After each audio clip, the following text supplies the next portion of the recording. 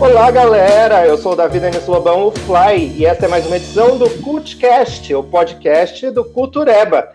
E hoje vamos falar sobre ela, Capitã Marvel, que acaba de ganhar o seu filme.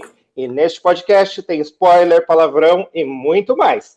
Vamos conhecer quem está comigo aqui hoje. São 3 meninas super poderosas. A primeira delas é a Paula Fabris, que é neurocirurgiã. E ela é cosplayer há 20 anos, venceu inclusive o concurso da primeira edição do Anime Dreams. Tudo bom, Paula? Tudo jóia! Nossa, essa você tirou do fundo do baú, hein? Não tinha LED, não tinha nada, mas a gente se virava no cosplay, hein?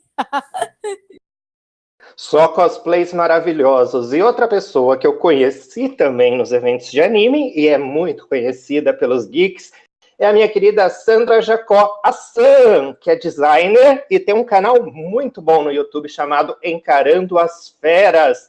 Fala sobre o seu canal, Sam. Então, é um canal indie. Eu falo indie para não dizer que é um canal minúsculo.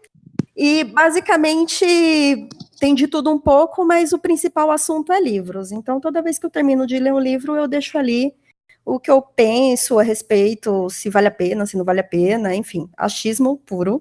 Sou eu, no YouTube.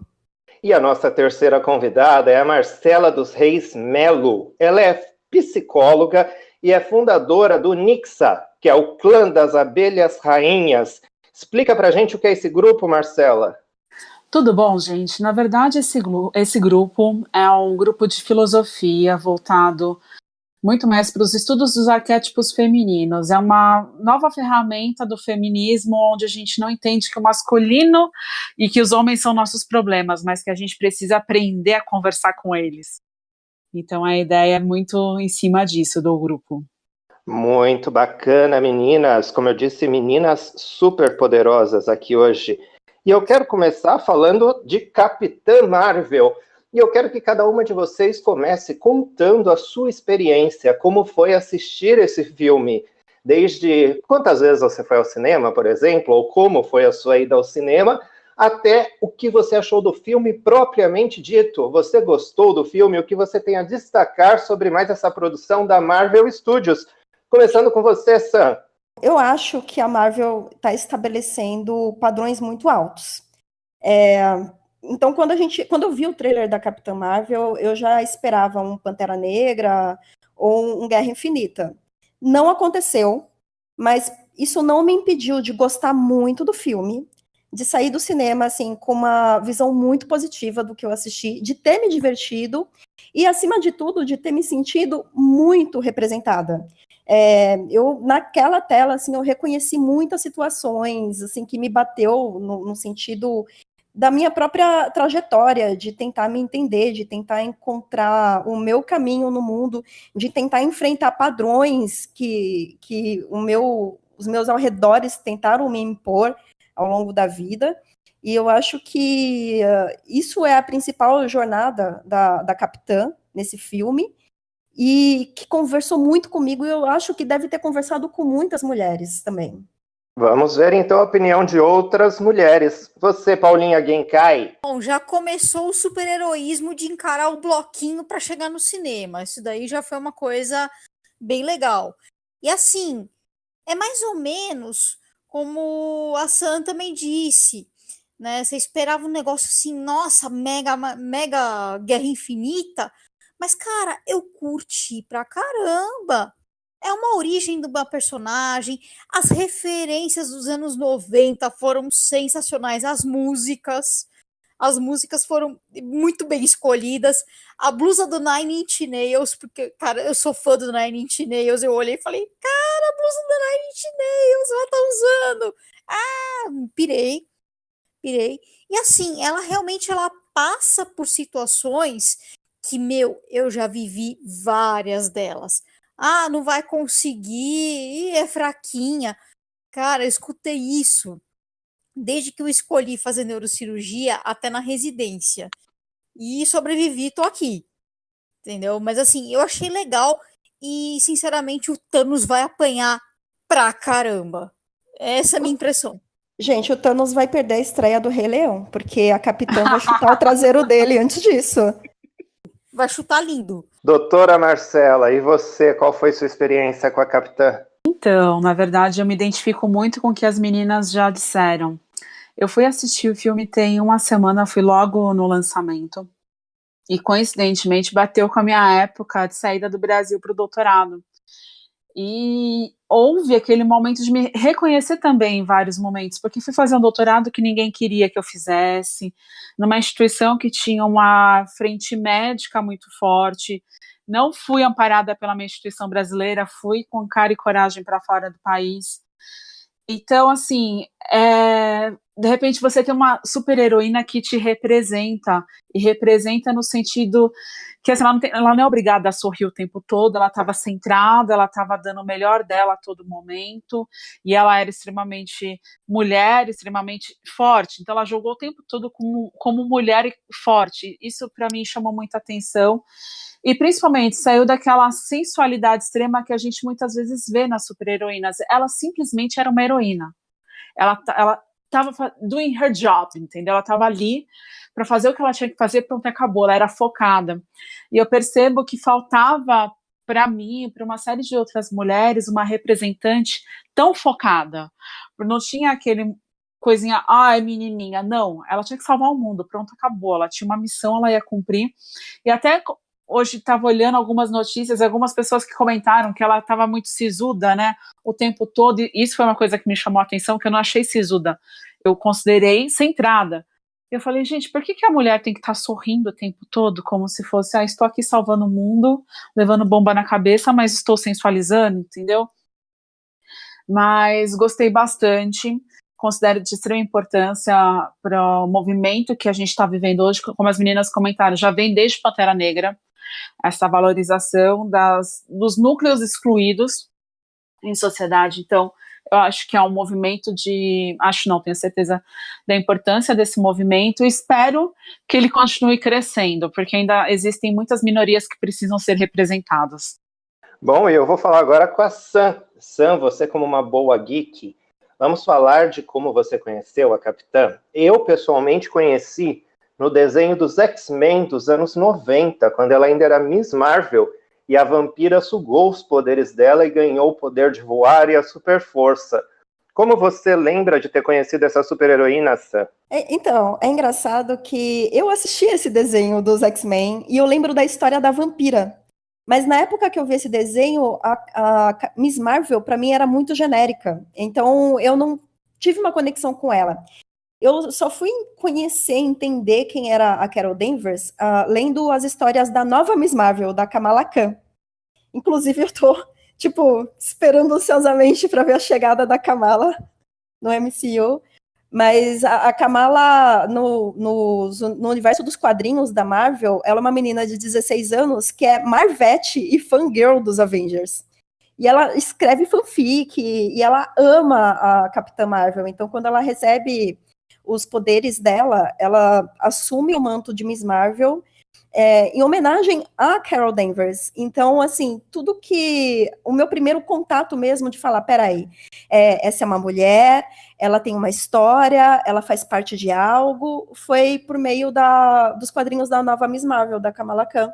Depois eu fui entender que a Capitã Marvel, né, Carol Danvers, virou líder dos Avengers. Depois eu fui ver, agora, né, mais recente, a treta que ela tem com o Tony Stark. Nos Estados Unidos, acho que isso acabou, mas aqui no Brasil ainda está tendo, assim, um desentendimento da Carol Danvers com o Tony Stark, que está dividindo o pessoal. Quer dizer, eu ainda estou acompanhando o que está rolando atualmente nos quadrinhos, mas muito por meio da nova Miss Marvel, da Kamala Khan. Paula, você que já fez cosplay de uma personagem que nos quadrinhos era um homem e no filme da Marvel foi uma mulher, que é a anciã do Doctor Strange, né? Doutor Estranho.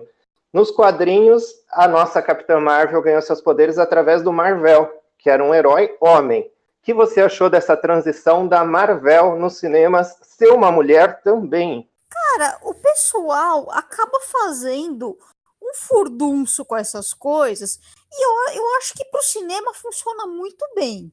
Sinceramente, assim, cara, eu adorei. Eu não conhecia muito a história da Miss Marvel. Sinceramente, assim, eu não acompanho tanto os gibis da Marvel. Eu acompanhava os gibis novos do Doutor Estranho, mas assim, falar, eu sigo, sou fanática pela Marvel, não. Eu tô conhecendo muita coisa da Marvel, inclusive pelo cinema. Né? O ancião eu sabia que era um homem. E eu achei que ficou muito legal a Tilda Swinton. Ela interpretou o ancião assim de um jeito sensacional. Né? E eu achei assim, muito legal a questão do Marvel ser uma mulher, na verdade, no filme.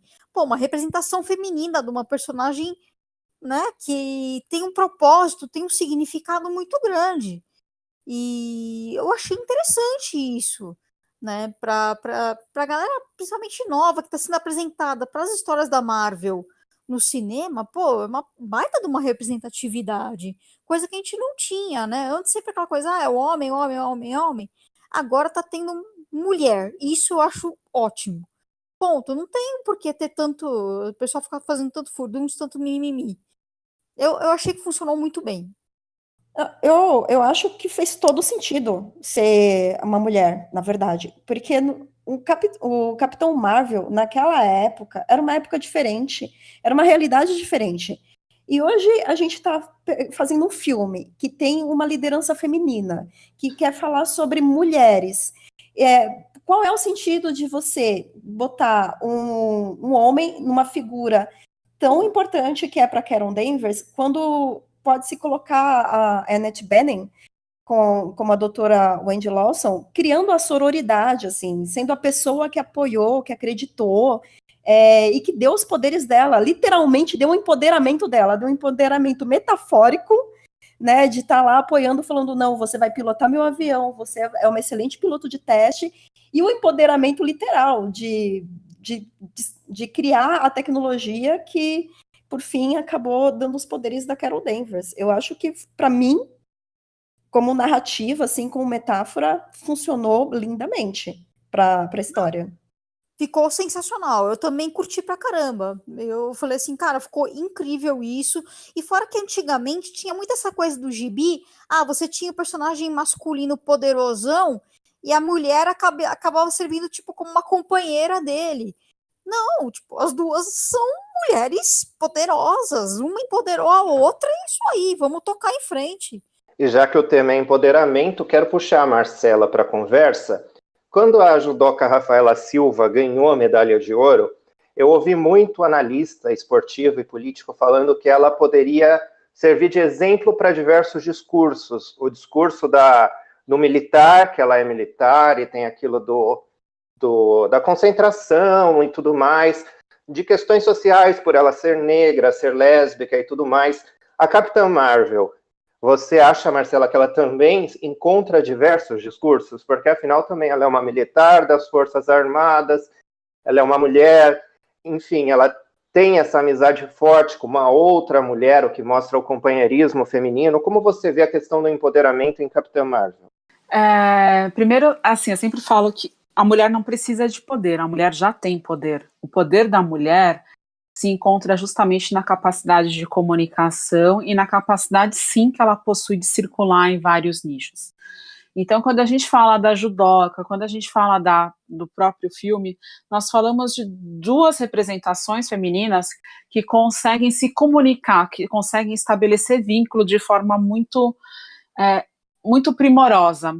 O pessoal fala, não é através da força, é através da inteligência. São mulheres que tiveram que usar o militar. Eu sou filha de militar, então posso falar isso muito bem.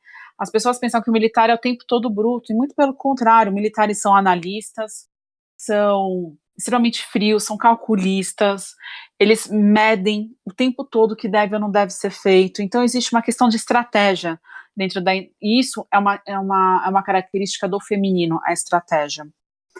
Ela é forte, sim, fisicamente ela é forte quando ela precisa ser forte, porque ela tem noção do tamanho exato dela, ela tem noção de até onde ela pode ir, então ela tem que usar a inteligência e estratégia para conseguir lidar com todas essas coisas. Então, eu enxergo isso numa visão de, mais uma vez, trazer para as mulheres e trazer principalmente, eu acho que a nossa grande missão de vida hoje, como mulheres acima dos 25 anos, é justamente começar a criar um caminho, criar um trilhar para essas meninas mais novas, mostrando, olha, você pode ser o que você quiser. Você tem espaço para ser, e a gente está aqui para te dar amparo no seu desejo de ser o que você quiser. Você pode ser desde cabeleireira de cachorro até motorista do ônibus espacial. Você tem essa liberdade. Porque hoje eu percebo que em muitos momentos é também cobrado que a mulher seja tanta coisa, e muita menina às vezes não quer ser tudo isso, está tudo certo ela não querer ser tudo isso. É importante a gente respeitar o caminho individual de cada uma. Então, quando você me fala da Rafaela, foi uma menina que respeitou o caminho dela, ela respeitou as vontades dela, ela respeitou a sexualidade dela, ela respeitou tudo. E a Capitã, a mesma coisa, ela teve um sonho, teve uma meta, ela foi, tá bom, eu vou enxergar, eu vou seguir esse caminho. Então, são dois exemplos muito fortes, e cabe a nós, mulheres mais velhas, também olhar para esses exemplos e entender, tá bom, o que existe em mim que pode ser exemplo para outra menina? O que existe em mim que é bom e que pode servir como um caminho, como uma luz para brilhar o caminho de outras meninas que muitas vezes não sabem o que fazer. Acho que está faltando muito isso, principalmente aqui no Brasil. As mulheres, elas não se unem, elas se agridem. Então, eu acho que tanto a Capitã quanto a Judoca, elas trazem para a gente essa visão, tá bom, chega do conflito. Não é mais para ficar brigando com a coleguinha. Eu tenho que olhar de uma forma carinhosa para essa menina, para essa mulher que está do meu lado, e entender que as dores dela, em muitos momentos, foram as minhas dores. E que a gente tem muito mais coisas que nos conectam do que coisas que nos separam. Então, esses filmes também servem para reforçar a noção de sororidade, para reforçar a noção de irmandade e para trazer, quem sabe, um novo caminho, porque assim, o futuro da mulher depende do olhar atento que uma mulher tem pela outra, então a gente ainda está esbarrando um pouco nesse caminho. Bom, e esse filme de representatividade, ele é bem marcante, né, porque temos 3 heróis basicamente no filme, são 2 mulheres, sendo que uma delas é negra, e também temos um homem que é negro, né, que é o Nick Fury. Você, Sandrinha, o que você achou da nossa querida heroína Maria Rambeau, que é mãe de ninguém mais, ninguém menos que da Monica Rambeau, que se torna uma das maiores heroínas do universo Marvel, que, aliás, foi a primeira a usar o nome Capitã Marvel nos quadrinhos. Aliás, que menina incrível, né, no filme. O que você achou, Sandra? Olha, para mim o filme começou a crescer quando entra a personagem da Mônica e da Maria Rambeau. Inclusive, eu acho muito interessante que você falou super bem, são 3 protagonistas, 2 mulheres e um homem. Mas o legal é justamente ver que a Carol é colocada do lado do Fury em pé de igualdade. E é bem bacana, porque isso mostra o quê? Mostra a igualdade, mostra assim, um não é mais nem menos do que o outro, um não tenta crescer para cima do outro, eles trabalham em parceria, em colaboração, e quando entra mais uma personagem na jogada, que é uma mulher, em vez de começar a ocorrer alguma disputa por causa de um homem, porque, assim, lamentavelmente, a nossa cultura pop é muito semeada por plots, né, por roteiros em que, se tem 2 mulheres e um homem numa história, automaticamente essas 2 mulheres vão começar a disputar entre elas para ver quem chama mais a atenção do homem. E o que aconteceu é justamente o contrário.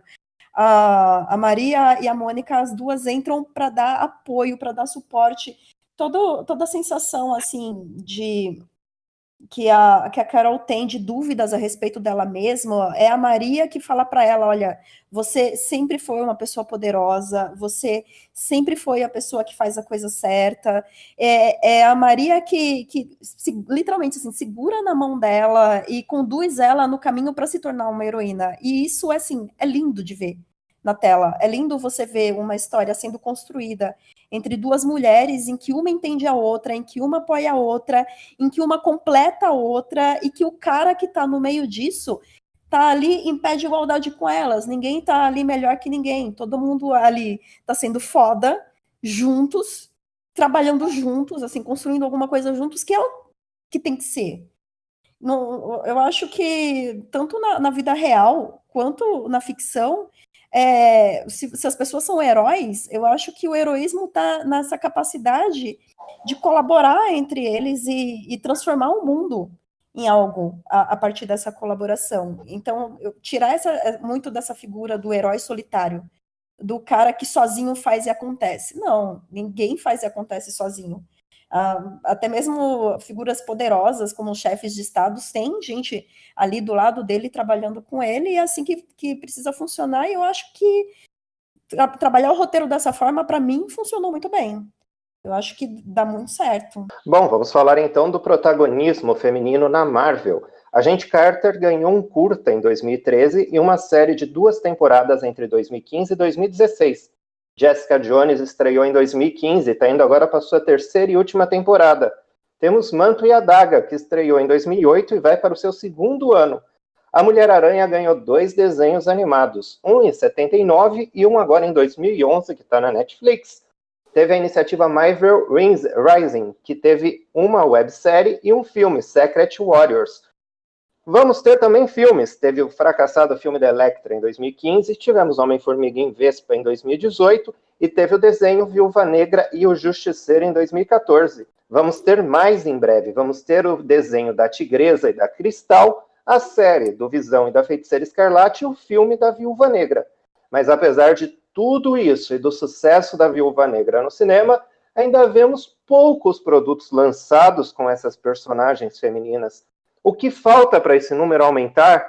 Fala um pouquinho você, Paula. Você chegou a encontrar uma boneca da Anciã para vender? Cara, eu achei mais um boneco paralelo, ou seja, não é um produto oficial, alguém que resolveu fazer e resolveu vender. E é uma dificuldade muito grande, né? A gente quer colecionar os bonequinhos, pô, não tem coisa mais legal assim? Você tem todos os Vingadores, pô, você quer botar na tua estante a Viúva Negra, né? Não só a Marvel também, a gente vê muito desse problema com outros tipos de linhas de bonecos, né? Você quer se sentir representada, né, também. Pô, você quer... você vê a personagem feminina lá chutando traseiros no filme, pô, você quer lá né, os brinquedos, tudo, pô, você quer achar na estante da loja de brinquedos, você quer achar na internet, e é difícil você ter, né? Muito difícil mesmo. Eu acho que é um mercado, na verdade, muito pouco explorado e as empresas não se ligaram nisso. Não se ligaram. Eles falam que, não vende. Cara, eles não fazem. Eles não fazem. É um problema sério. A hora que eles começarem a fazer, eu acho que vai ter uma venda boa. Né? Você vê, por exemplo, a Barbie também, só tinha aquela loira com aquele sorrisinho, agora você tem Barbie de tudo quanto é jeito, gente. Imagina uma criança olha e fala, gente, essa Barbie parece comigo. Cara, é só questão deles fazerem. Eles pensam muito no público nerd masculino. Esquecem que a gente existe, esquecem que a gente consome esses produtos. Né? Então, assim, eu tive que procurar a boneca da Anciã, obviamente. Não existe o oficial, tem o Lego de oficial. Tem o Lego, tem o Funko. Mas, assim, bonecos, vamos dizer assim, mais sério, não tem. Né? E o Paralelo fez. O Paralelo se ligou nessa falta de representação, falar, vamos fazer. E vendeu pra caramba. Os caras venderam pra caramba. É falta dos caras fazerem e saberem acertar o público. Porque eu acho que a hora que eles olharem e falarem, tem mulher que consome isso, só vai vender pra caramba. É questão deles acertarem. É bem interessante isso que ela comentou. E a gente pode relacionar, existem 2 movimentos internacionais, um que se chama Free the Bid, Time's Up Now, que são 2 movimentos que visam inserir mulheres no mercado publicitário, em cargos de chefia, e também no mercado de audiovisual, cinema, televisão, porque, só para vocês terem ideia, você comentou uma coisa muito interessante, até no teu discurso é interessante, os caras não entendem. Se nós pegarmos diretores de marketing de grandes empresas, a gente tem uma maioria de aproximadamente 96% de homens liderando a equipe de marketing. E não é só liderando no papel de sou diretor, é gerente, é primeiro, é segundo. As mulheres acabam ficando em quadros subalternos. E isso é um problema sério, porque a gente ainda domina regiões que a gente chama de pink money, que é beauty. Então, a Gillette, a Unilever, possuem mulheres em quadros de chefia por causa desse pink money. Então, vai ter a Gillette que é igual a masculina, mas a gente vai pôr um rosa e vai cobrar 5 vezes mais. E esses movimentos internacionais começaram justamente porque muitas meninas falavam, eu não me sinto identificada e não encontro produtos que se adequem às minhas necessidades. Então, quando vocês me falam, não tenho boneco, é porque, gente, vou ser bem sincero, os caras não pensam, a menina ela vai querer ter um boneco também. É só homem. A verdade é essa, é só homem. E é um movimento que ainda tá meio lento, ainda é uma coisa assim, se vocês olharem no Instagram, o Time's Up Now não tem nem 1 milhão de seguidores ainda, mesmo sendo a Oprah Winfrey a madrinha do movimento. E a gente fala, por que não chega num ápice? O Free the Beat também é super pequeno e a gente fala, mas espera aí, a presidente da Unilever é uma das líderes desse movimento, e a Unilever tem uma presidente mulher na presidência máxima do conselho. Então, assim, isso chamou muita atenção no seu discurso.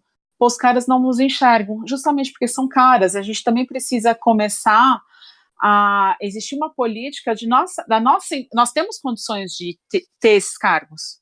A verdade é essa, a mulher está pronta, mas ainda existe uma política machista, principalmente no que diz respeito à publicidade audiovisual, que as mulheres não conseguem ascender a alguns cargos. Isso é uma coisa que antes, no meio acadêmico, também era muito complicado, que você tinha os grandes chefes de cadeira, os catedráticos eram homens, os líderes de colegiado eram homens. E aos poucos as mulheres foram, a gente consegue por aqui, vai indo, vai arrumando uma puta briga, sendo xingada, ofendida, etc., mas consegue chegar nesse ponto. O movimento está existindo dentro do audiovisual e da publicidade. Porém, ainda é um meio extremamente patriarcal, machista.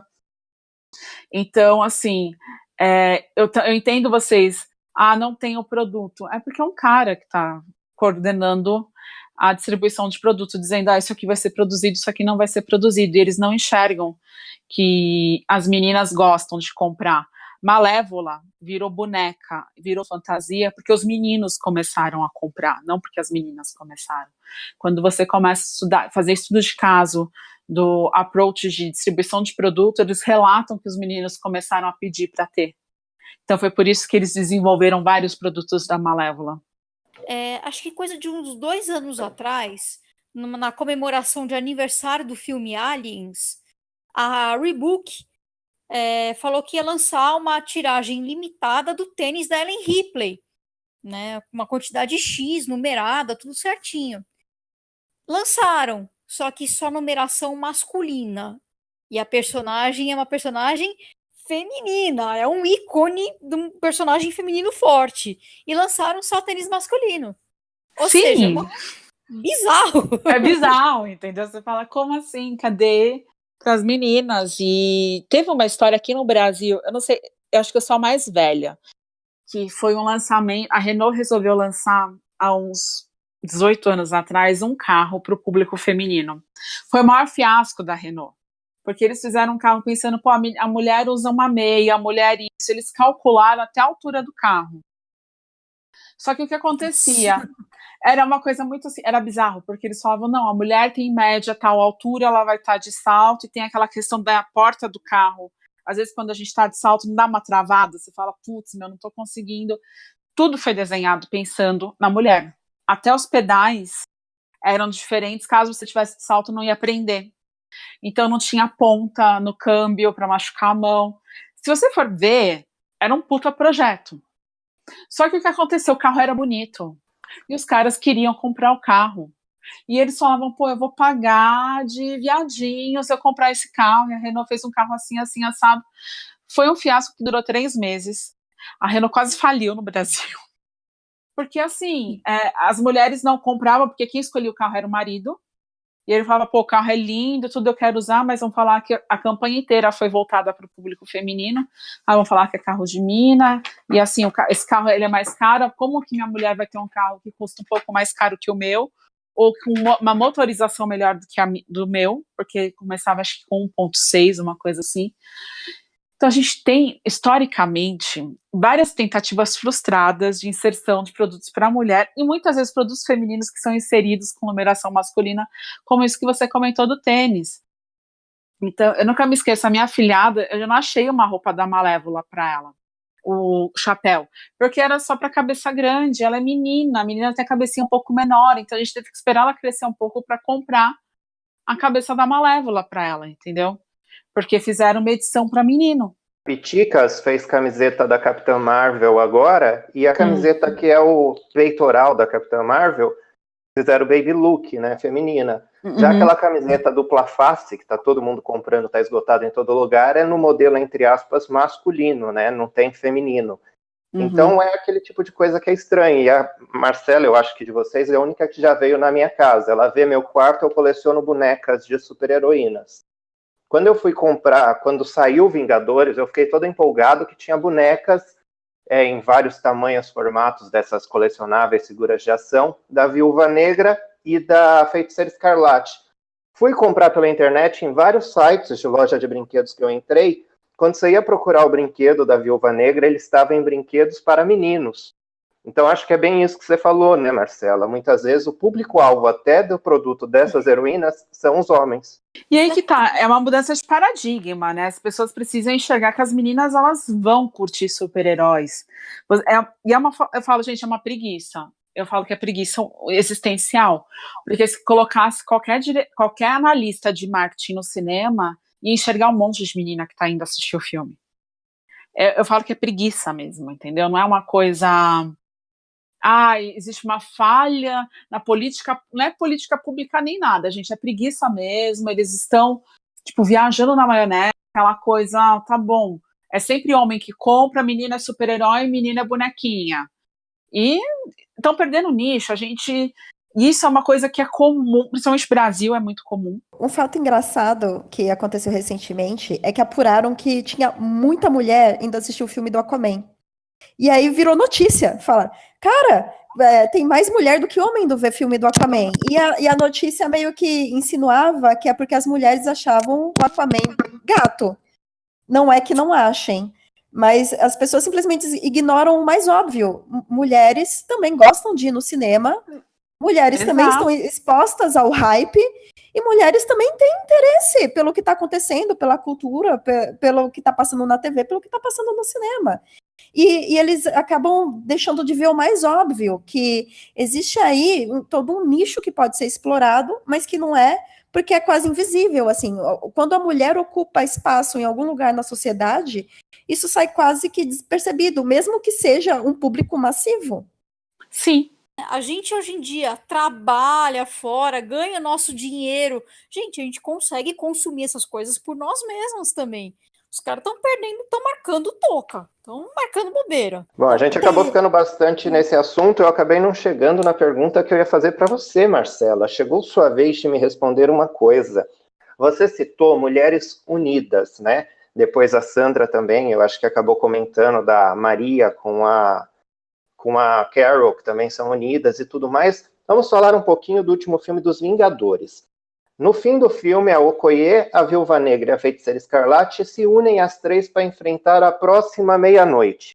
Muita gente viu isso como algo legal, até espelhando movimentos como o Me Too, de mulheres se unindo e tudo mais contra um inimigo em comum, mas muita gente também criticou, porque mulher tem sempre lutar contra mulher.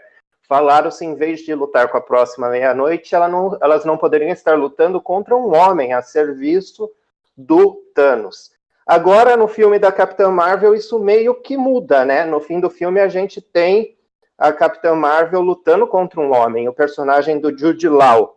Como você vê isso? A mulher, agora, no Capitã Marvel, parece que a Marvel entendeu o recado de quem não gostou do Vingadores Guerra Infinita e colocou a Capitã no fim do filme para duelar contra um homem. Na verdade é o seguinte, gente, eu acho que sempre existe uma evolução, tanto nos Vingadores quanto agora na Capitã Marvel. É importante que, assim, nós temos uma guerra em comum, a gente precisa resolver isso, entendeu? Eu entendo as meninas que reclamaram nas Vingadores, porque isso é muito complicado, se a gente for pensar em mecanismo inconsciente, sempre reforça essa coisa, existe uma mulher que é minha inimiga, mas também a gente tem que olhar de forma fria e calculista o contexto do filme também, entendeu? Aquela mulher não estava muito legal. Então, e aí que tem que sair dessa ideia que toda mulher é santa, porque nem toda mulher também é santa, mas eu entendo esse contexto inconsciente que acaba reforçando uma briga que vem de 400 anos, entendeu? Porque esse conflito entre mulheres não existia no passado. Se a gente for estudar as sociedades tribais, as mulheres se ajudavam. Uma criança era filho de todo mundo na tribo. Não era só meu filho, não, é responsabilidade de todo mundo. As mulheres, os homens saíam para caça, iam para a guerra. Quem cuidava da tribo era a mulher. Então elas tinham que se relacionar de forma coerente para ter comida, para ter saúde, para ter segurança, para ter uma série de fatores. Isso em qualquer lugar do mundo, em qualquer tribo do mundo, era esse mesmo tipo de esquema. Quando a gente vai para as grandes deusas, tanto romanas quanto as deusas greco-romanas, elas também eram mulheres extremamente fortes, mas elas trabalhavam no sentido de cooperação. Então, quando a gente vem para a Capitã Marvel, a gente enxerga melhor essa noção de cooperação, essa noção tá bom. Eu sou muito mais forte se eu tiver de mão dada com ela, entendendo que ela tem qualidades que eu não tenho e vice-versa. Porque ninguém é perfeito. E o segredo de boas sociedades é o entrelaçamento de imperfeições. Onde eu não sou perfeita nisso, mas eu mando mais ou menos em tal situação, então eu consigo te ajudar nisso. Então, o filme da Capitã, e é isso que a gente já tinha comentado no começo, desde o Pantera, já existe uma política da Marvel de, tá bom, a gente não vai agradar todo mundo, porque isso não agrada todo mundo, isso gera conflito, mas a gente vai chegar o mais próximo possível daquilo que é correto. E o correto nem sempre é correto para todo mundo, entendeu? Então, eu vejo eles tentando encontrar um discurso muito mais sociopolítico coerente com a realidade do mundo agora. A gente tem os Estados Unidos vivendo um conflito ético absurdo, onde a gente tem uma população que 80% da população está contra o presidente, mas tem que aguentar as loucuras do presidente. A gente vê uma coisa aqui no Brasil muito parecida. Então as pessoas estão, hoje em dia, o incômodo bateu, eu falo que é no estômago. Peraí, durante muito tempo o conflito não esteve perto da gente. O problema era do nordestino que estava lá, o cara está lá escondido. Eles falam, era o conflito do fundo de casa. Hoje em dia esse conflito chegou mais perto, porque é o conflito da mulher que, vou dar um exemplo assim, a cada 10 mulheres, 8 são agredidas, ou verbalmente ou fisicamente. Então, se você tem um grupo de 10 amigas, pelo menos 8 dessas suas amigas vão ser agredidas. Então, o conflito chegou muito perto. E acho que a Marvel está mostrando isso. O conflito está aqui na porta. Ou a gente começa a olhar isso de forma fria, entendendo que não dá para fazer de conta que não existe, ou o mundo vai entrar em colapso mesmo, um colapso pior do que ele já está hoje. Bom, agora então eu vou falar novamente com a Sandra, que está muito quietinha. Sandra, a gente está gravando esse podcast na segunda-feira, dia 11, logo após o fim de semana de estreia de Capitã Marvel. E tivemos a 6ª maior abertura da história do cinema, a 2ª maior abertura de um filme de heróis, perde apenas para Guerra Infinita, e a maior abertura de um filme com protagonista feminina. O sucesso desse filme, Sandra, é uma resposta para aqueles críticos que diziam, entre aspas, copiei isso de um site bem nível B, quem lacra não lucra? É isso, Sandra? Bem, eu sou especialista de coisa nenhuma, então eu realmente não tenho como falar assim, olha, a resposta é essa e essa é a resposta certa. Mas eu posso analisar alguns pontos.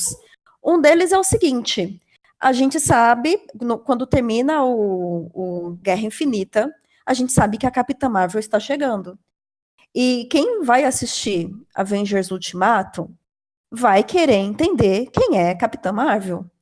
Porque quem é Marvete, quem tá acompanhando os 10 anos de MCU, conhece o Thor, conhece o Capitão, conhece o Pantera, conhece todo mundo. E Guerra Infinita foi um tremendo de um evento cinematográfico geek. Então, assim, qualquer pessoa que é Marvete, que assistiu Guerra Infinita e ficou maluco com aquilo, não ia deixar de ver Capitã Marvel, porque ele não ia querer essa lacuna na hora de assistir Avengers Ultimato. Essa é a minha expectativa a respeito disso, assim, essa é a minha análise. Agora, uma outra coisa também existem meninas que são fãs, existem meninas nerds. Eu fui na última Comic Con, agora que teve em 2018, obviamente fiquei presa em infinitas filas, e vi muitas vezes as pessoas comentando, falando, nossa, como tem meninas por aqui, nossa, eu tô impressionado com o tanto de mulher que tá nesse evento, porque tem muita mulher nerd. Então você junta as duas coisas, você junta o homem que é fã da Marvel, que é fã dos 10 anos da MCU, que está acompanhando toda essa história, e não quer perder a chance de conhecer essa personagem nova que está chegando para o Avengers Ultimato, mas toda a população de garotas nerds que são muito carentes de personagens nos quais elas podem se ver representadas. E aí, quando a pessoa fala assim, quem lacra não lucra, é uma visão muito limitada da situação, porque essa pessoa, mais uma vez, está ignorando o fato de que existe todo um público feminino nerd que está esperando por um filme de super-herói protagonizado por mulher bom há muito tempo. Voltando um pouco, né, retomando um pouco a lista que você falou de filmes com protagonistas, filmes e séries, né, com protagonistas femininas. A gente tem um problema muito sério nisso, que as pessoas não sabem escrever personagens femininas. Todo mundo fica muito preso em estereótipos, todo mundo fica muito preso, assim, em coisas rasas mesmo, a respeito do que é ser uma mulher. E aí, na hora que vai escrever um filme protagonizado por uma mulher, não sabe escrever uma personagem feminina forte, uma personagem feminina que consegue ter um arco interessante. E aí acaba saindo personagens que... Eu vou evitar citar nomes aqui, filmes, mas assim, personagens femininas que não agradam nem um lado nem o outro. Porque os homens não estão interessados em uma protagonista garotinha, que é menininha, né, like a girl, embora a gente saiba que isso não é demérito nenhum, mas infelizmente atualmente é visto como algo negativo. E por outro lado, as mulheres, quando têm contato com essas personagens femininas, também não se sentem conectadas com elas. É por isso que a pessoa vem falando quem lacra não lucra, porque essa pessoa está pensando nesses filmes que foram construídos no momento em que não existia a vontade, nem o cuidado de parar e falar, não, peraí, vamos fazer isso direito, vamos chamar a mulher para dirigir, vamos chamar a mulher para roteirizar, vamos chamar consultoras mulheres para entender qual é a jornada dessa personagem, qual é o antagonista dessa personagem. O fato do Jude Law, do Ian Rogue, ser o vilão final, eu acho que está muito além, assim, de simplesmente ser mulher contra homem. Porque quando ela está lutando com o Ian Rogue, ela está lutando com toda aquela construção que ele fez para ela. Está lutando com toda aquela repressão psicológica que ela teve durante o tempo que ela viveu em Hala, que é o cara que fala para ela como ela tem que lutar, o cara que tem a imagem na cabeça dele de qual é a melhor versão que ela pode ser, o cara que se sente intimidado pelo poder dela. E então ela está lutando justamente contra toda aquela lavagem cerebral que foi imposta a ela para que ela se tornasse a bela recatada e do lar. Então, no momento que ela dá aquele blast nele, assim, e vira para ele e fala, olha, eu não tenho que provar nada para você, ela tá dizendo o quê? Basta disso. Basta de você ficar falando o que eu tenho que pensar. Meu, tem uma cena que ele literalmente fala para ela o que ela tem que pensar. Ela tá ali no telefone falando para ele, falando, olha, eu vi que eu tenho um passado aqui, eu vi, eu sei, e ele tá falando para ela assim, não, você tá vendo errado, você tá pensando errado. Quer dizer, o cara tá falando para ela até o que ela tem que achar ou não. Então, a luta final dela é muito assim, supera muito essa questão de ser mulher contra mulher ou mulher contra homem. É a mulher contra a imposição que fazem para ela, de como ela tem que agir, como ela tem que pensar, como ela tem que ser forte, como ela tem que ser isso, como ela tem que ser aquilo. Naquele momento que ela vence a luta, ela tá falando: agora eu sou quem eu sou, eu vou fazer do meu jeito e eu vou ser forte da minha maneira. E eu não tenho que te vencer dessa forma ou daquela forma. Eu vou te vencer da minha forma. Então.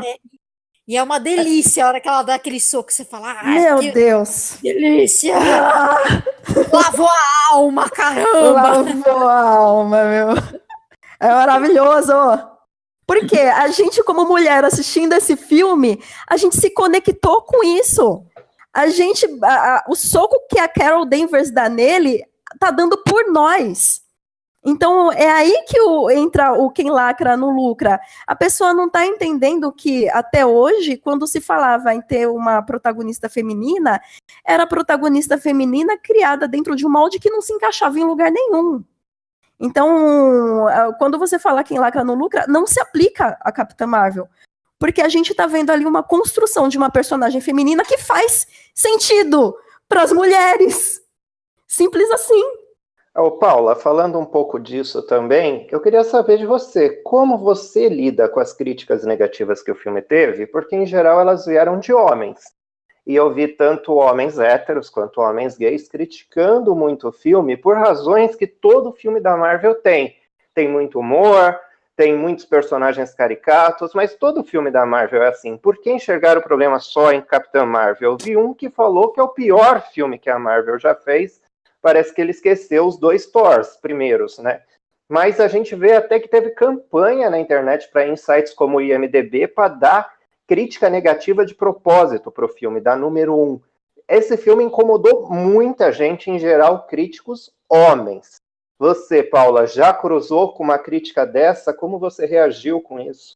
Olha, assim, graças a Deus não foi com amigo meu próximo, senão eu ia meter um socão que nem a Carol Danvers meteu no cara no filme, sinceramente. Porque assim, é um cara que já vem com uma ideia pré-concebida. Ah, é mulher, é lacração.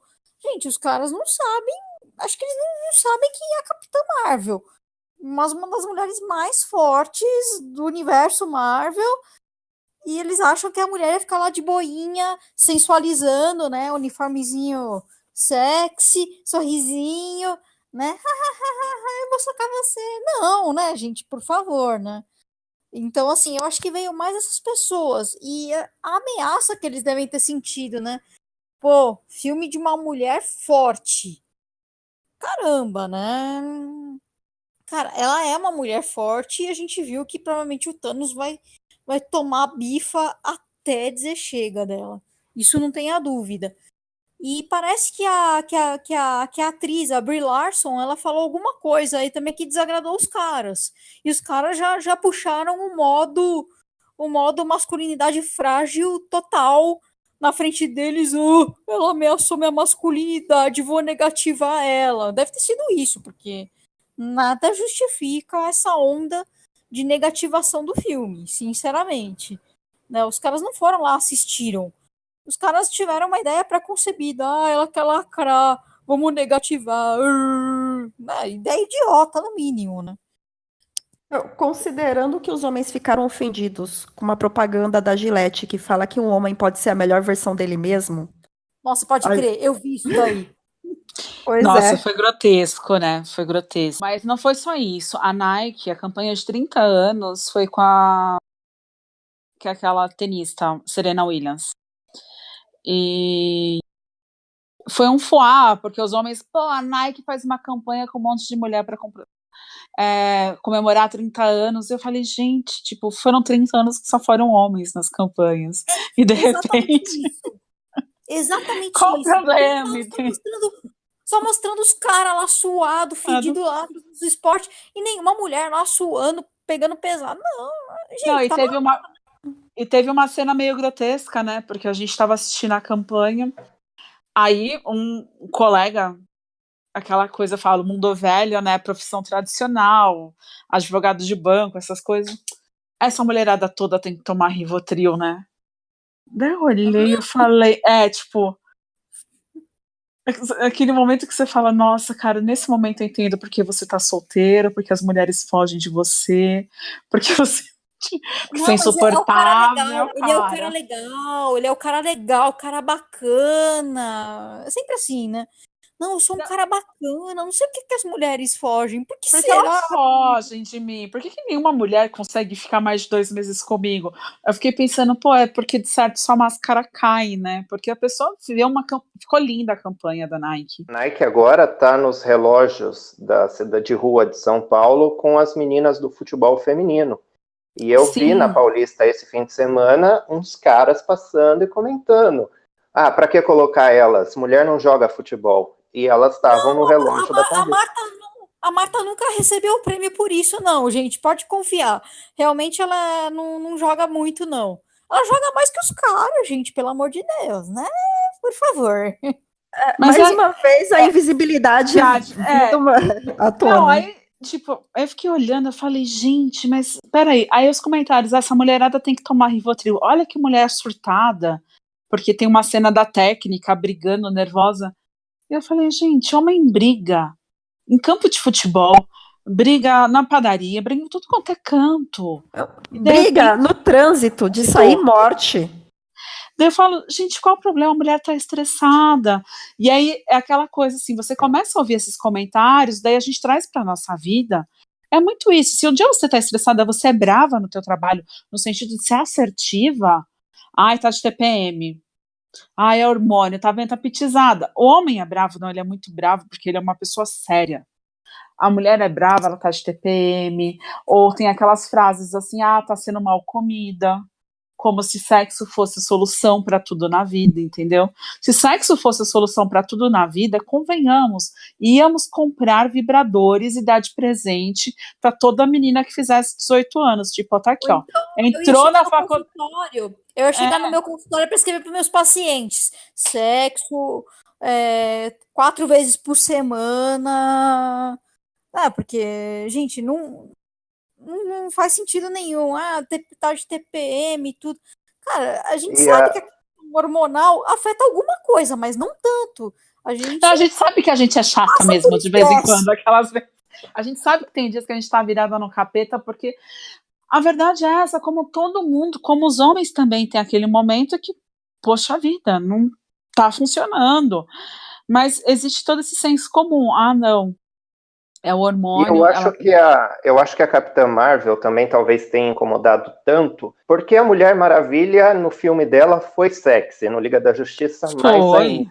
Né? Não só foi sexy, como foi interesse amoroso de um homem, porque, assim, sim, isso é um dos papéis que as pessoas esperam ver a mulher assumindo. A Vespa fez sucesso na Marvel recentemente, mas ela é o interesse romântico do Homem-Formiga, a Viúva Negra e o namorinho dela com o Hulk. A Capitã Marvel, no filme dela, não tem interesse amoroso, né? Ela é uma heroína e ponto. Mas vamos falar agora para os assuntos finalmente, porque a gente está com um papo bom, mas já estamos com quase 1 hora conversando. Tenho mais 2 perguntinhas. A primeira é sobre a representatividade de vocês. E quem quiser contar a sua história, fique à vontade. Eu vou começar pela minha. Eu, como um homem homossexual, quando eu era um garoto gay, eu tinha carência de heróis que eu me sentisse representado. Eu iria adorar ser um garoto gay hoje em dia e saber que tem um desenho animado como The Ray, da DC Comics, que virou um filme animado, onde o herói é um menino gay. Ou então, ler os quadrinhos da Batwoman, que é uma heroína lésbica. Na época de vocês tinham alguma heroína que te representasse? Eu lembro de mulheres poderosas dos anos 80, como a She-Ra, dos anos 90, como Carmen Sandiego. Mas quem foram as mulheres poderosas da infância de vocês? Quem começa? Olha, eu começo. A primeira vez, eu tenho muito nítido isso, assim, a primeira vez que eu me senti representada, que eu olhei para uma tela e falei, eu estou lá, foi com a princesa Jasmine, do Aladdin. Eu vivi na época que Paquita era aquilo, né? Tudo loira. E aí Cinderela, loira. Bela Adormecida, loira. E eu não tinha noção, assim, eu não me sentia, não me olhava, eu não me enxergava na TV, eu não me via nos desenhos, She-Ra loira. Então, quando eu lembro, assim, para mim foi muito inesquecível, quando fui ver o novo filme da Disney, que eu vi a Princesa Jasmine com a pele mais parda, que nem a minha, com cabelo volumosão, que nem o meu, olho castanho, que nem o meu, foi a primeira vez que eu olhei e falei, cara, eu tô lá. É a primeira vez que eu vejo um desenho em que uma personagem se parece comigo. E, nossa, muita sorte minha, aliás, porque a Jasmine já chegou, assim, muito inteligente, muito independente, com muita opinião dela, já se colocando, assim, já se impondo, falando, olha, eu não tô aqui para ser prêmio de ninguém, eu quero a minha liberdade, eu quero explorar o mundo, eu quero tomar as minhas decisões, e daí para frente foi só ladeira abaixo. E outra personagem também que para mim foi muito marcante foi a Sarah Connor, do Exterminador. Acho que foi a primeira vez que eu vi um filme que eu vi uma mulher e falei, cara, essa mulher é foda. E não o primeiro Exterminador, mas o segundo Exterminador, o Terminator que tem o John Connor. Eu É fiz o incrível, cosplay assim. dela, viu? Eu fiz o cosplay da Sarah Connor. Muito bem. Tem todo apoio aqui. Então vamos lá, Paula. É.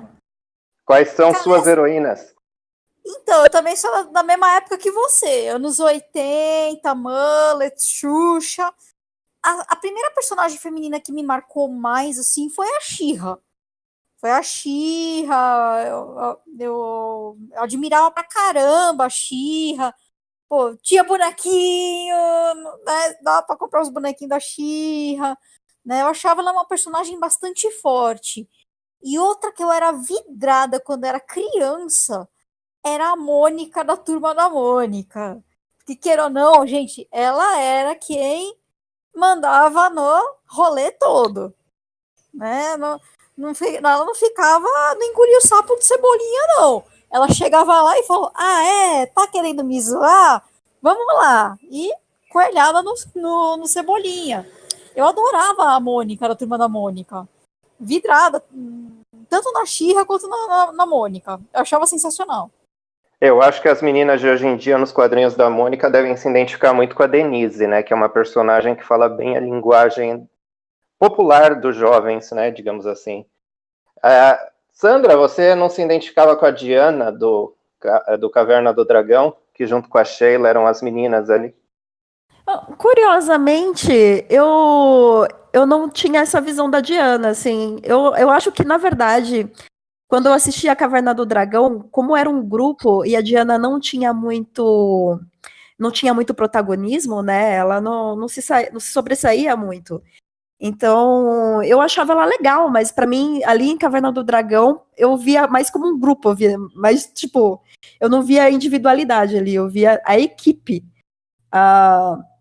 E fora que a Diana era uma personagem muito acrobata, né? E eu era péssima na educação física, eu tenho um trauma de não conseguir jogar queimada. Então, eu via aquela mulher dando aqueles pulos lá e falava, caramba, eu nunca vou chegar ali, eu nunca vou ser essa mina. Mas não, e você? Pode concluir, Sandra. Não, é isso mesmo, assim. Para mim, Caverna do Dragão eu via muito mais como equipe do que como indivíduos. Bom, Marcela, e você? Você é da época que achava a Chiquinha do Chaves empoderada porque batia nos meninos? Não, na verdade eu não achava. Eu nasci em 82, só que eu saí do país em 1985 e eu fui morar na Arábia Saudita.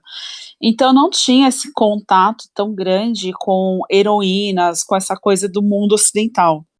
Existia até uma coisa meio...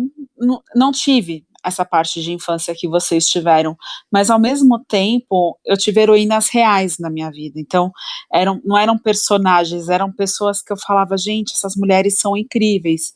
A She-Ra eu não tinha, as meninas, eu fui assistir Caverna do Dragão na adolescência, mas eu me recordo de que nem uma das chefes de segurança que cuidavam da embaixada que eu morava era uma mulher fantástica, entendeu? Ela cuidava literalmente de todo mundo, era uma soldada.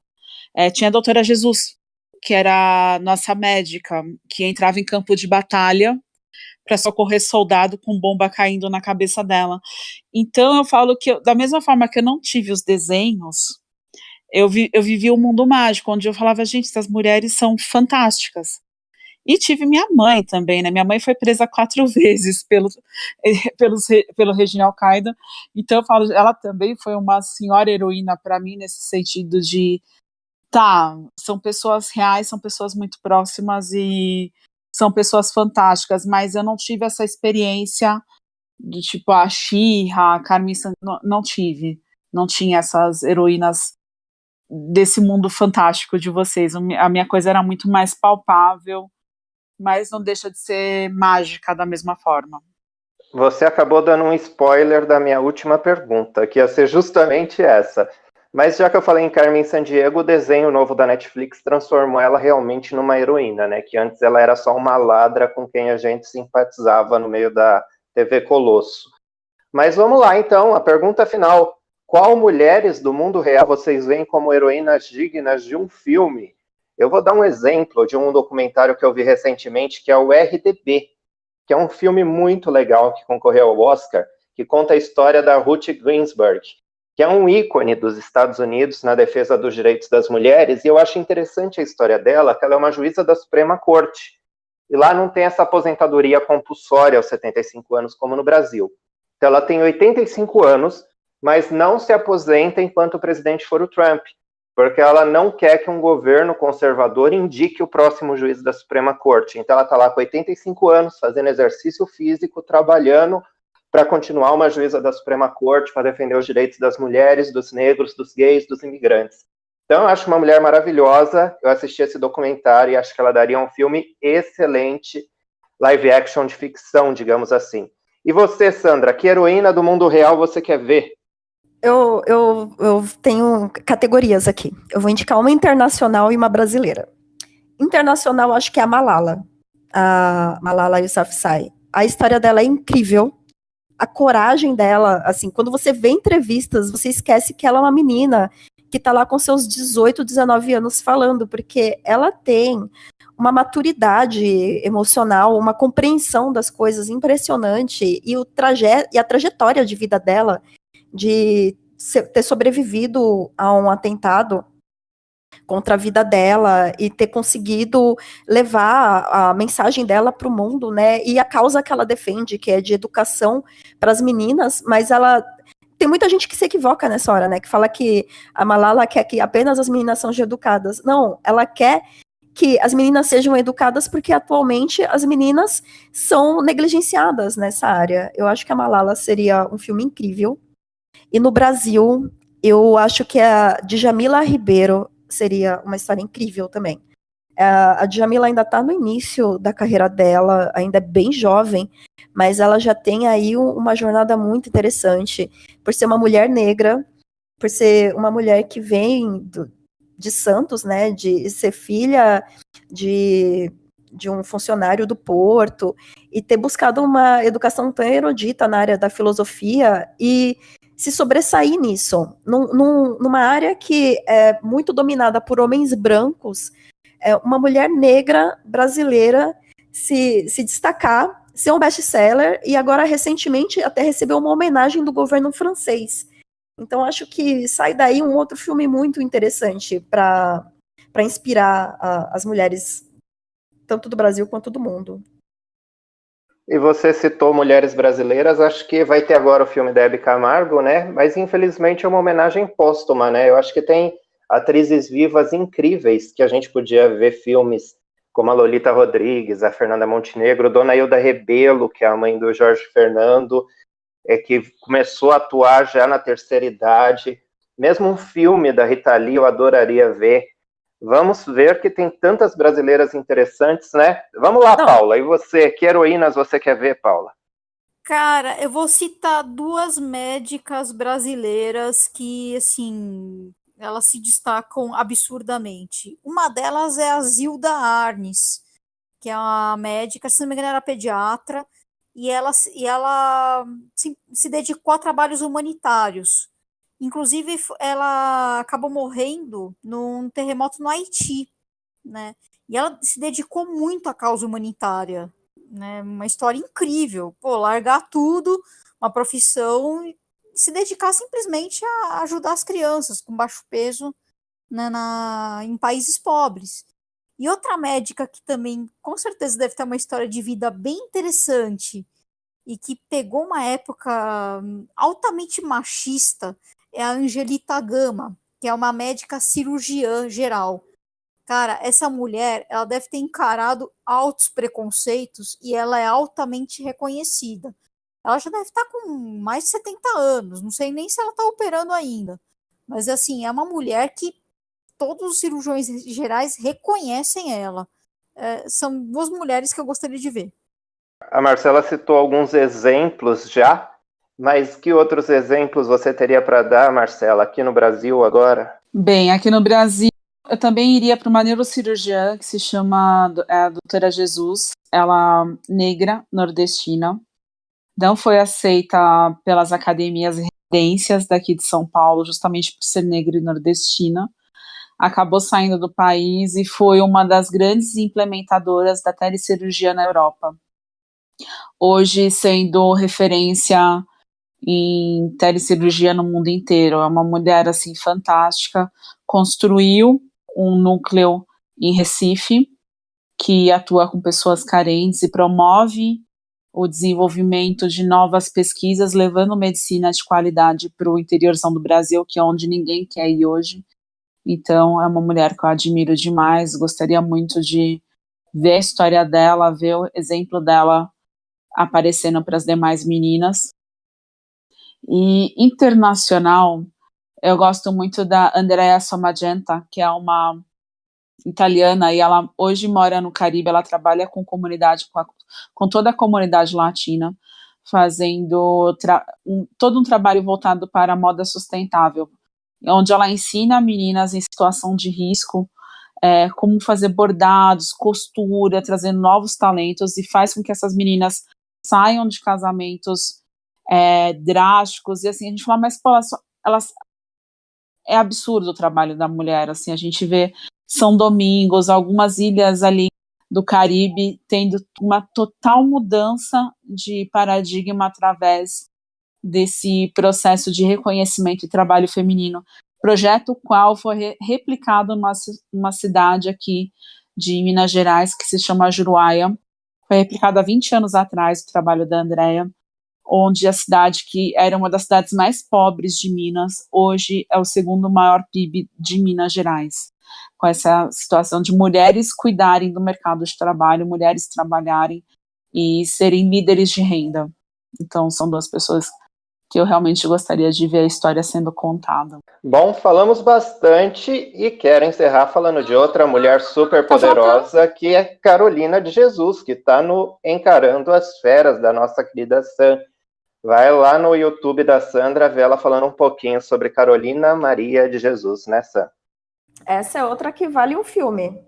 A trajetória dela, a história dela é impressionante. E ela é também a pioneira da literatura marginal, que são pessoas, né, em situação de moradores de favelas, moradores de comunidade, criando literatura, contando a história deles, né, tendo uma voz. Começou com Carolina Maria de Jesus, anos 60. Bom, chegou a hora então do recadinho final. Cada uma de vocês pode deixar um poema, um ponto de macumba, uma propaganda de algum trabalho seu, um beijo, um abraço, fiquem à vontade. Vamos começar então com a minha querida Paula Anunciato Fabris, a minha querida Paula Genkai. Cara, queria mandar um beijo pra minha mãe e pra minha avó. Bom, não esquece. Cara, eu tô mega feliz de ter participado desse podcast, né? É muito legal a gente ver as mulheres ganhando cada vez mais espaço e que ganhem cada vez mais espaço, né? Que esses preconceitos bestas que a gente vê por aí sejam derrubados. Não há necessidade deles existirem. É tudo besteira, literalmente falando. E vamos em frente, cara, vamos em frente. A gente já tá ganhando espaço e que isso continue cada vez mais e que certos governantes também parem de falar asneira sobre mulheres. E é isso aí. É isso aí, a nossa querida geek neurocirurgiã. E agora vamos para outra doutora, a querida psicóloga Marcela. Deixe seu recadinho final, Marcela. Gente, que nós sejamos menos ego, né? Que a gente consiga, nessa nova fase de mundo, onde tem tanta coisa acontecendo, que a gente consiga enxergar melhor as pessoas que estão ao nosso lado e consigamos dar mais valor a tudo isso, entendeu? Acho que tá no momento já da gente parar de olhar um pouquinho para o próprio umbigo e começar um a ajudar o outro. É nesse sentido mesmo. E obrigada a todas as meninas que participaram. Foi muito legal ver o respeito que existiu a todo momento. Ninguém cortou ninguém. Todo mundo fala que mulher fala demais, que mulher atravessa. Foi lindo. Uma esperou a outra. Você vê, gente, nós somos pessoas educadas, entendeu? Todo mundo esperou. Uma falou, terminou. Então é isso. Acho que tem espaço para todo mundo, tem espaço para todas as opiniões. E que o exercício que foi feito essa noite possa ser replicado em vários momentos na nossa vida. Obrigada. E agora a nossa querida Sandrinha. Fala aí, Sam, qual que é seu recado final? Eu acho que no espírito de Capitã Marvel é importante dizer o seguinte: um filme de super-heroína não diminui o filme de outra super-heroína. É tudo um processo. Então a gente teve o filme da Mulher Maravilha e eu tô começando a ver muita comparação, assim, qual filme é melhor? É Mulher Maravilha ou a Capitã Marvel? Eu acho que um impulsiona o outro. Se não fosse o sucesso da Mulher Maravilha, talvez a gente não tivesse tido o filme da Capitã Marvel. E o fato da Capitã estar explorando alguns temas já pode ser um grande motivacional para o próximo filme da Mulher Maravilha começar a expandir mais os horizontes, começar a repensar algumas temáticas, algumas representatividades. E o que eu espero é isso, que não exista essa comparação de qual é melhor, qual é pior. Tem espaço para filme de mulher, tem espaço de filme de super-heroína para todas. Eu acho que o bacana é que exista justamente pluralidade nas mensagens, que exista diversidade, porque a situação de uma mulher não diminui a situação de outra mulher. Eu vi uma vez uma entrevista da Juju falando: existem diversos feminismos. As minhas questões podem não ser as questões de uma pessoa que mora na favela e podem não ser as questões de uma CEO que está numa multinacional internacional. Então, é importante que as pessoas entendam que se eu estou aqui hoje falando que o filme da Capitã Marvel é sensacional, isso não torna o filme da Mulher Maravilha menos sensacional. E eu espero, e eu tenho esperança que isso seja combustível para a gente ver mais heroínas e mais histórias e mais diversidade nas telas de cinema. E muito obrigado pelo convite, eu adorei o nível da conversa aqui, foi sensacional. E eu quero saber da Marcela se você continua olhando seus gatos da mesma forma depois desse filme, Marcela. É lógico que eu continuo. São fantásticos. E assim, para mim, gatos são seres incríveis. Então, não existe outra forma de olhar para eles, senão como seres incríveis, que filtram energias, que são cheios de amor e cheios de coisas boas. Bom, e a gente fica por aqui com mais um CultCast, o podcast do Cultureba. Lembrando, como diz a Capitã Marvel, mais rápido, mais longe e mais rápido. Até a próxima. Tchau, tchau.